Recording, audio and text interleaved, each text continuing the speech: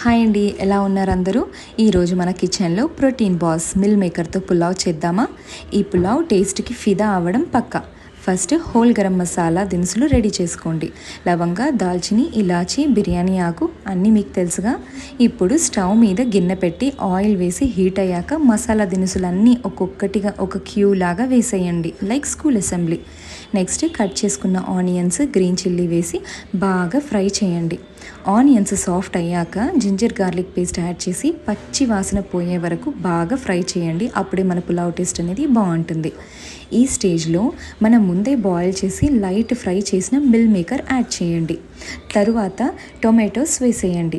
ఇప్పుడు 1 to 2 spoons వరకు ధనియా powder, salt, పసుపు, రెడ్ చిల్లీ పౌడర్ వేసి బాగా కలుపుకోండి. నెక్స్ట్ 2 గంటలు కర్డ్ ఇంకా క్లీన్ చేసిన పుదీనా, కొత్తిమీర కూడా వేసి మిక్స్ చేసి ఒక 5 minutes ఉడకనివ్వండి. ఆయిల్ పైకి వచ్చింది అంటే బాస్, మన మసాలా అనేది రెడీ. ఇప్పుడు ఎసురు వేసుకోవాలన్నమాట.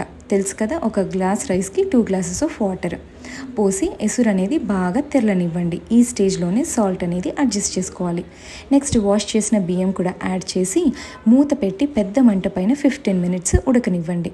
మూత తీసి నెమ్మదిగా కలిపి మళ్ళీ మూత పెట్టి చిన్న మంట పైన ఒక 20 minutes ఉడకనివ్వండి. మూత తీసి చూస్తే మనకి రైస్ అనేది బాగా కుక్ అయి ఉంటుంది.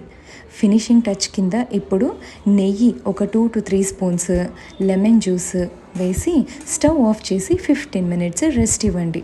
ఆరోమా వస్తుంది కదా, ఇంట్లో ఫంక్షన్ వైబ్లా ఉంటుంది. గ్రేవీ ఉంటే బోనస్, లేకపోయినా ఓకే. పులావ్తో ఫుల్ మీల్ ఫీల్ వస్తుంది.